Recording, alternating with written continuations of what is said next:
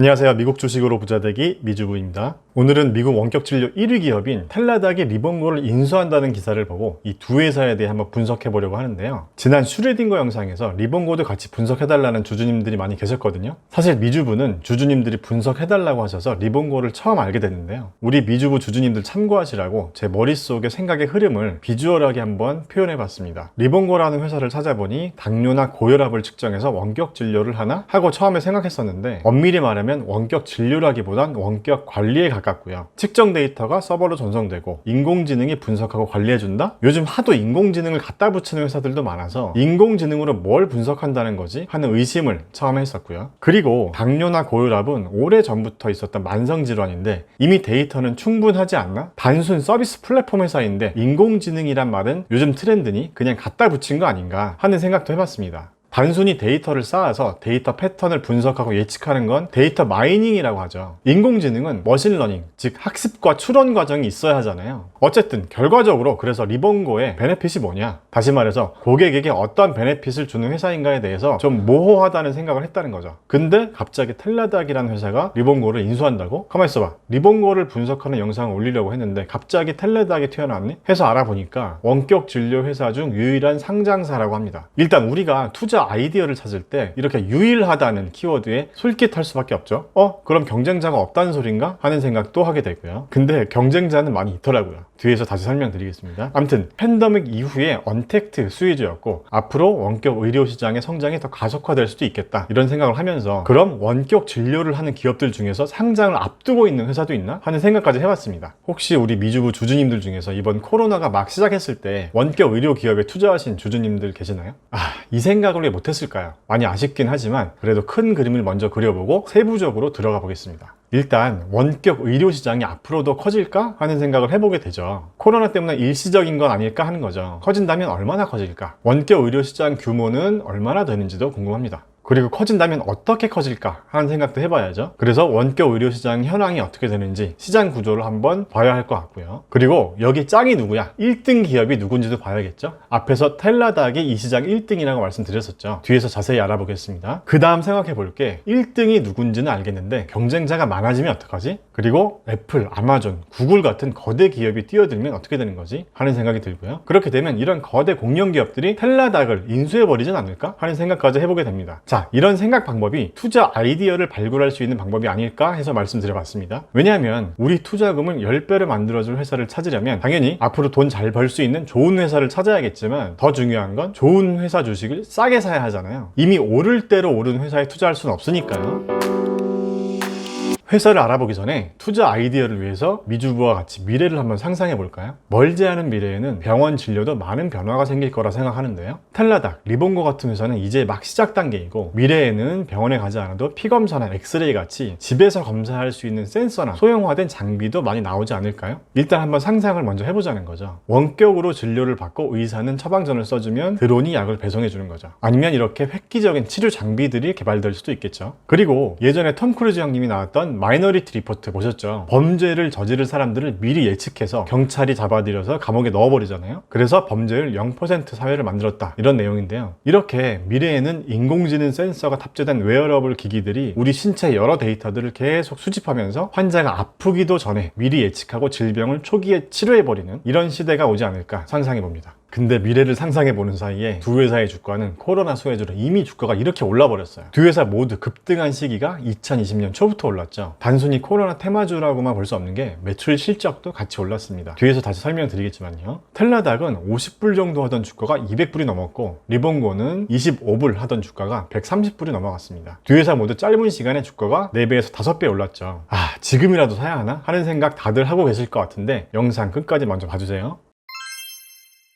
자, 미국의 의료 진료의 미래나 전망을 알아보기 전에 미국의 의료보험 제도나 시스템을 먼저 이해해야 합니다. 왜냐하면 제도적으로 그리고 시스템적으로 문제가 많이 있는 것 같거든요. 이 제도적인 문제들을 해결해 줄 수 있는 대안 중 하나가 바로 원격 진료라는 생각이 들었어요. 특히 미국은 말이죠. 한국에 사는 사람들은 잘 이해가 안 될 수도 있을 것 같아요. 제가 공부를 해보면서 느낀 게 한국은 적어도 이 의료보험 제도는 참 잘 되어 있다 하는 생각이 들었어요. 자, 이쪽을 보시면 미국이 1인당 연간 의료비 부담이 세계 최고라고 합니다. 1인당 무려 15,586달러. 영국이나 일본보다도 2배가 높고요. 이 오른쪽 그래프를 보시면 맨 왼쪽이 미국이고요. 맨 오른쪽이 우리나라입니다. 딱 봐도 차이가 엄청 심하죠. 왜 미국은 이렇게 의료비 부담이 높을 수밖에 없을까요? 이 페이지가 중요한 부분입니다. 원격 진료 산업뿐만 아니라 오늘 분석할 텔라닥과 리본고 회사의 미래 매출과도 관련이 많으니까 집중해서 들어봐 주세요. 먼저 왼쪽 그래프를 한번 볼게요. 미국 의료보험 체계를 보여주는 그래프인데요. 맨 밑에 파란색이 민간보험입니다. 민간보험 비율이 50%가 좀 넘습니다. 그리고 위에 빨간색 점선으로 된 부분이 공보험입니다. 국가에서 운영하는 보험으로 이해하시면 되고요. 공보험의 비율이 과거보다 현재가 점점 커지고 있죠. 2008년에 24.2%인데 2018년 기준 34.1%입니다. 자, 여기 공보험이 중요하니까 기억해 주세요. 그리고 맨 위에 연두색이 보험 가입하지 않은 사람의 비율입니다. 보험을 가입하지 않은 사람들 비율이 과거에 비해 줄고는 있지만 여전히 10% 가까이 됩니다. 미국이 여러 가지 면에서 세계 1위 국가인데도 이렇게 의료보험 혜택을 못 받는 사람의 비율이 10%나 된다는 게 참 아이러니하죠. 오른쪽은 제가 따로 정리를 해본 건데요. 공보험과 민간보험 시스템을 정리해봤습니다. 먼저 공보험은 크게 두 가지 형태로 가입을 받습니다. 메디케어라는 상품은 65세 이상 은퇴자만 가입할 수 있고 연방정부가 운영합니다. 그리고 메디케이드라는 상품은 저소득층이나 장애인들이 가입할 수 있고 주정부가 운영한다고 합니다. 자, 공보험도 이렇게 나눠져 있다는 거고요. 민간보험은 더 골 때리는데요. 가입 형태가 이렇게 크게 네 가지 형태로 또 나눠져 있습니다. HMO, EPO, PPO, POS 이렇게 네 가지인데요. 각각에 따라서 여러 가지 차이점이 있는데 큰 포인트만 뽑아보면 HMO와 EPO는 보험사와 계약된 의사들한테만 진료를 받아야 하거든요. 예를 들어서 내가 사는 동네가 일산이고 내가 가입한 보험 형태가 HMO인데 우리 동네에 내가 가입한 보험 형태 즉 HMO가 아닌 EPO 보험에 계약된 의사나 병원만 있다면 다른 동네 병원으로 가야 한다는 겁니다. 우리나라 사람들은 이해가 안 될 거예요. 우리 집 바로 앞에 내과가 있는데 어쩔 수 없이 차로 옆 동네 내과를 가야 할 수도 있다고 생각해 보세요. 그리고 아래 PPO와 POS는 혼합형이다 라고 적어놨는데요. 쉽게 말해서 계약하지 않은 의사한테도 진료를 받아도 되긴 하는데 문제는 비싸다. 이렇게 미국 사람들은 우리나라에 비해서 병원 한번 가기도 힘들기 때문에 그렇기 때문에 이 원격 진료에 대한 니즈가 더 있을 수밖에 없다는 거죠. 그리고 제가 좀 더 알아보니까 1973년 닉슨 대통령이 복잡한 건강보험 이런 건 그냥 가장 규모가 큰 HMO가 하라고 해 라고 하면서 이 HMO가 운영하도록 하는 법안에 서명한 게 의료보험 민영화를 확산시킨 계기라고 합니다. 한마디로 민간에 맡기게 된 첫 계기가 바로 이때였다는 거죠. 대단히 불편하고 비효율적인 구조라고 생각합니다. 주주님들이 지루했을 수도 있었을 텐데요. 이걸 왜 이렇게까지 알아봤냐면 바로 오늘 알아볼 텔라닥과 리본고의 VVIP 고객이 바로 이 보험사들이기 때문입니다. 이런 제도적인 문제가 원격 의료 시장을 더 키울 수밖에 없다는 말을 하고 싶었고요. 여기 보시면 메디케어와 메디케이드 커버리지 확대가 가지는 의미가 뭐냐? 자, 이쪽에 가입된 고객들이 리본고가 커버하고 있는 당뇨나 고혈압 같은 만성질환 환자들이 특히 많다는 겁니다. 여기 보시면 메디케어 가입자 중 두 가지 이상 만성질환이 있는 사람이 67.5%에 달한다고 하고 있습니다. 전체 미국 인구 대비 40%에 비해서 이 보험에 가입되어 있는 사람의 만성질환 비율이 높다는 거죠. 오른쪽 그래프를 보시면 4-5가지 만성질환을 가지고 있는 비율도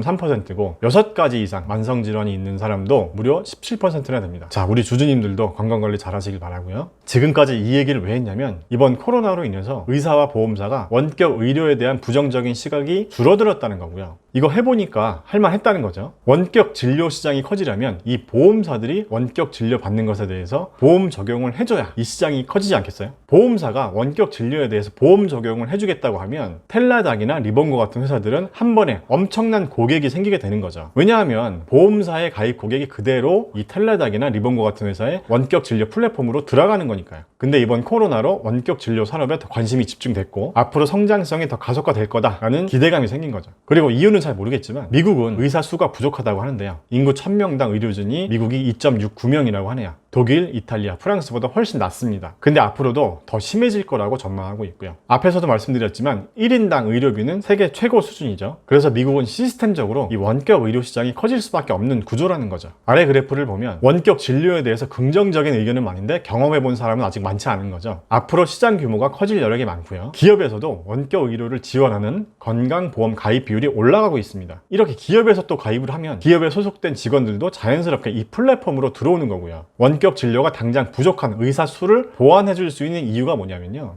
미국은 땅덩어리가 넓기 때문에 동부와 서부의 시차도 큽니다. 그렇기 때문에 원격 진료를 통해서 의사들도 퇴근하고 집에서 진료를 추가로도 볼 수 있다면 이렇게 부족한 의사 수를 원격 진료가 보완해 줄 수도 있겠죠. 그렇기 때문에 미국은 비교적 오래전부터 이 원격 진료를 시행해 오지 않았나 하는 생각이 듭니다. 1990년대부터 시작했으니까 원격 진료를 도입한 지 벌써 30년이 됐네요. 중국이나 일본도 각각 2014년과 2015년부터 원격 진료 서비스를 하고 있는데 우리나라만 아직 시작도 안 하고 있습니다. 코로나 이후 한시적으로 허용한다고만 하고 있습니다. 그럼 앞으로 원격 의료 산업이 계속 성장할까요? 계속 성장하려면 어떻게 돼야 할까요? 현재까지는 기초적인 질병 진료 위주로만 진행되고 있습니다. 여기 보시면 신체 부상이 25%, 소화기 계통이 13%, 급성 호흡 질환이 11% 정도 됩니다. 앞으로 이 시장은 2019년 455억 달러에서 2026년까지 1755억 달러로 3배 이상 성장할 것으로 예상됩니다. 자, 그럼 텔라닥이 리본고를 왜 인수했을까요? 왜 인수했고 어떤 시너지 효과가 있을지를 먼저 이해해야겠죠. 단순하게 텔라닥이 매출 얼마를 했고 리본고가 매출 얼마 했으니까 합치면 매출이 이만큼 되겠네, 이렇게 생각하면 안 된다는 거죠. 왜냐하면 이번 텔라닥이 리본고를 인수하는 것만 해도 리본고의 현재 주가 대비 기업 가치보다 프리미엄을 더 주고 인수한 거예요. 왜 윗돈을 더 주고서까지 인수를 할까요? 이런 것들을 비즈니스적으로 먼저 이해해야 한다는 거죠. 텔라닥은 현재 원격 진료를 하는 유일한 상장사라고 했죠. 물론 현재 상장을 준비하는 회사도 있다고 하고요. 아무튼 텔라닥은 원격 진료만 하고 있고 주로 기초질환 위주로만 커버를 하고 있는데 텔라닥이 더 성장하기 위해서는 진료 범위를 더 넓혀야겠죠. 근데 리본고는 텔라닥이 커버하고 있지 못하는 당뇨나 고혈압 같은 만성 질환을 담당하고 있고, 그리고 리본고가 커버하는 영역은 원격 진료보다는 원격 모니터링, 사후 관리의 영역이죠. 이 부분이 바로 텔라닥이 없는 분야이니까 리본고를 인수하면 커버할 수 있는 영역이 더 넓어지겠죠. 텔라닥의 기존 고객들 중에서도 분명 만성질환 환자들이 있을 테니까요. 당연히 사업적인 시너지 효과가 있겠죠.